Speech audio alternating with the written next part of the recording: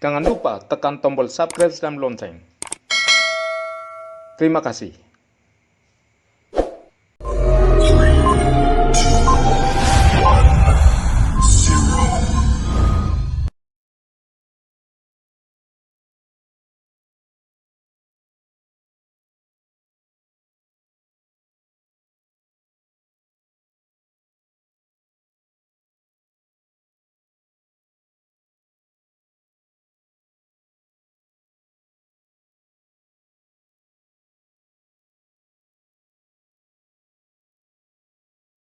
Siap dengan silakan Dr. Agus.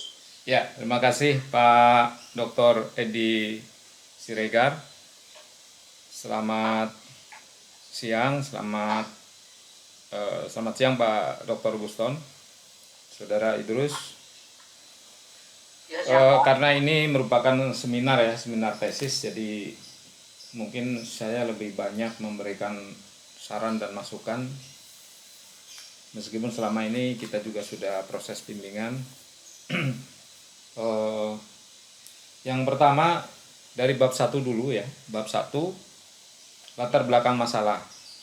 Nah, ini saudara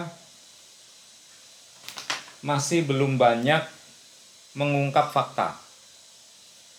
Jadi hal yang harus Anda pahami di bab 1, latar belakang masalah, Anda harus mengungkapkan fakta. Tapi Anda justru malah banyak mengungkapkan teori. Ini kebalik ya. Iya, Pak. Iya, Pak. Faktanya seperti apa? Fakta yang bagaimana? Fakta yang tadi disampaikan Pak Guston tentang masalah. Namanya juga latar belakang masalah. Latar belakang masalah. Kita belum menyinggung judul. Jangankan menyinggung judul, menyinggung variabel pun belum. Menyinggung masalah. Nah, lalu masalahnya seperti apa yang disajikan? Adanya suatu masalah itu akan ditunjukkan jika ada suatu gejala. Jadi gejala-gejala yang menunjukkan adanya suatu masalah, kan gitu. Bentuknya seperti apa? Indikator. Jadi intinya yang namanya latar belakang masalah itu isinya Anda mengungkap indikator. Indikator semua. Hindari penyebutan variabel. Karena Anda belum tahu variabel apa ini. Jadi seolah-olah Anda, ya bukan seolah-olah lagi, Anda tutup mata variabel apa yang saya teliti, mau variabel apa itu bukan. Jadi kalau saya mau judulnya ini, itu sudah langkah yang keliru. Karena kalau mau penelitian, membingkai awalnya adalah masalah. Jadi indikator. Nah, modal dari seorang peneliti untuk membingkai masalah ini, Anda harus banyak memahami teori yang ada di buku, sehingga tahu begitu ada masalah, begitu ada sejumlah indikator, Anda sudah bisa membingkai nanti indikator ini, ada sejumlah indikator ini terkait dengan variabel apa. Nah, begitu. Itu sudah mulai memasuki yang namanya identifikasi masalah. Jadi masalah-masalah itu diidentifikasi. Indikator-indikator itu diidentifikasi. Diidentifikasi kemana? Diidentifikasi ini indikator ini masuk indikator variabel dari apa? Yang indikator ini variabel apa? Yang indikator ini variabel apa? Itu namanya identifikasi masalah.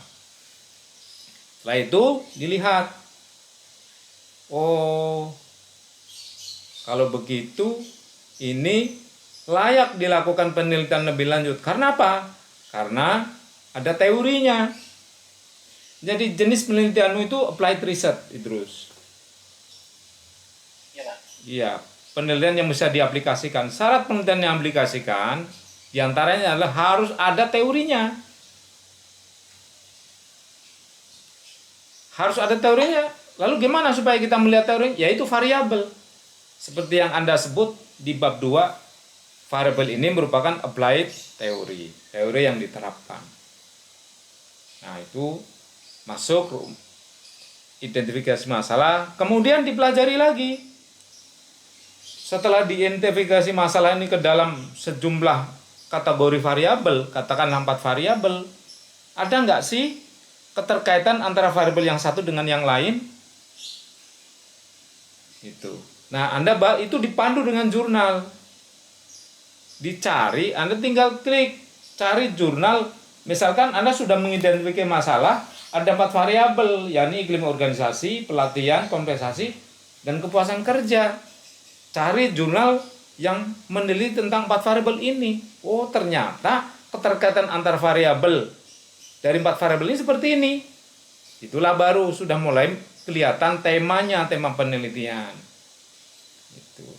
Lalu diduga keterkaitan variabel ini terhadap ini begini, variabel ini terhadap ini begini. Itulah yang namanya rumusan masalah. Itu. Paham ya? Ya, Pak. Jadi sekali lagi ini dirubah latar belakang masalah, perbanyak mengungkapkan fakta, bukan membahas teori. Teori itu ada di bab 2 nanti.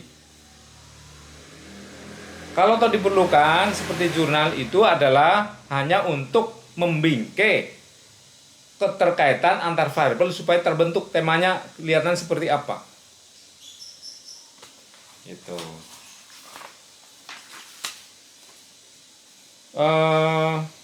Untuk selanjutnya masuk ke bab 2 halaman 7, grand theory, middle theory, applied theory. Kalau ini Anda mau dibahas ini, tolong ditinjau kembali, karena pelatihan dan kompensasi itu middle teorinya bukan perilaku organisasi. Kompensasi itu middle teorinya SDM. Oh, iya, Pak. Middle teorinya SDM, grand teorinya SDM. Tapi kalau kepuasan kerja, oke, perilaku organisasi. Iklim organisasi, perilaku organisasi, oke. Gitu. Kemudian masih di bab 2, yaitu tentang dimensi dan indikator. Nah, di sini ada beberapa tabel yang Anda sajikan ya. Katakanlah ini contoh halaman 12. Halaman 12. Berdasarkan dari berbagai definisi para ahli di atas, maka saya mengekstrak dimensi 2 indikator. Ini kan Anda sebut variabel. Nah, ini hasil ekstrakmu, hasil sintesamu atas dasar sejumlah definisi dari ahli itu apa? Dari setiap variabelnya, 4 variabel itu menurutmu definisinya apa? Gitu. Anda harus sudah punya ini, namanya konstruk kerja. Harus sudah punya. Demikian juga dimensi dan indikator. Itu. Ini kan masih kosong ini. Jadi tulis saja definisimu di sini, di tabel ini. Semuanya ya berlaku untuk 4 variabel. Ya, Pak. Kemudian kerangka pemikiran, halaman 29. Kalau kerangka pemikiran atau kerangka berpikir, ini belum hipotesis. Ini udah H1, H2, ini belum. Apalagi Anda sebut terdapat pengaruh iklim organisasi, bukan. Tulis saja begini, kerangka berpikir, 1, pengaruh iklim organisasi terhadap kepuasan gitu. Anda merujuk pada jurnal-jurnal hasil penelitian terdahulu untuk memperkuat keterkaitan antar variabel ini. Ya, terutama itu, terutama hasil-hasil penelitian terdahulu, jurnal-jurnal hasil penelitian terdahulu. Jadi bukan H1, H2, H3, bukan hipotesis ini. Kerangka berpikir itu hipotesis, hanya nanti kerangka berpikir itu akan membangun sebuah model penelitian. Dari model penelitian itu lahirlah hipotesis.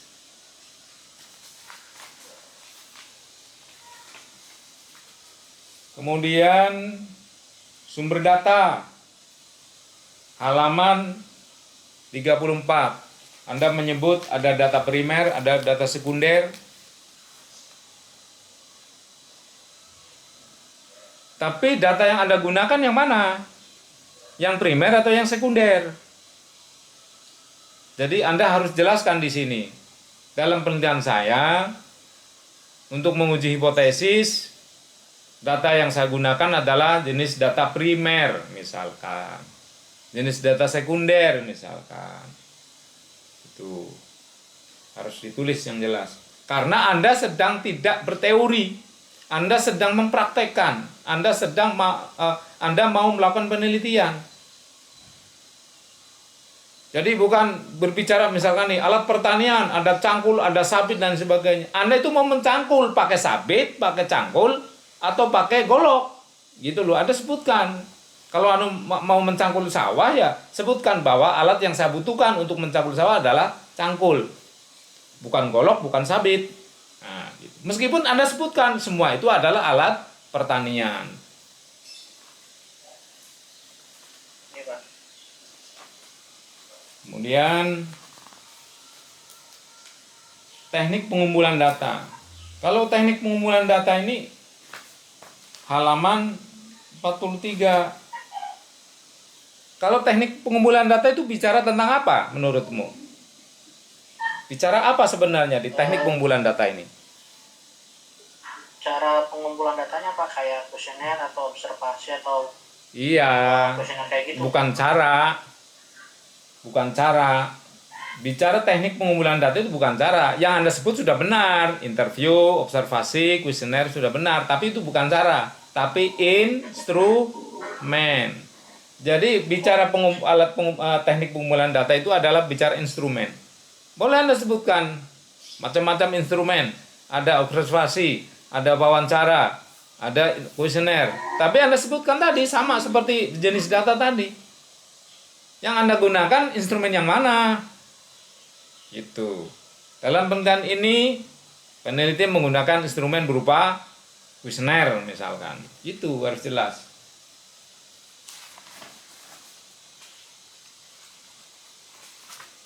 Nah, untuk pengembangan kembali di bab 2, pengembangan ada kompensasi, ada iklim organisasi, ada kepuasan kerja, ini nanti diperkaya ya. Minimal kalau untuk proposal oke lah. Untuk proposal itu yang penting memenuhi di bab 2 itu ada definisi, dimensi, indikator. Tapi untuk agar ada insight dalam tesismu, agar Anda menemukan sesuatu yang baru, temuan yang baru, ini harus dikembangkan ini, iklim organisasi, pelatihan, kompensasi, kepuasan, misalkan dengan teori-teori yang terkait dengan variabel itu. Gitu. Jadi saya rasa itu masukan dari saya. Waktu saya kembalikan lagi kepada Pak Dr. Edi Siregar. Silakan Pak. Jangan lupa tekan tombol subscribe dan lonceng. Terima kasih.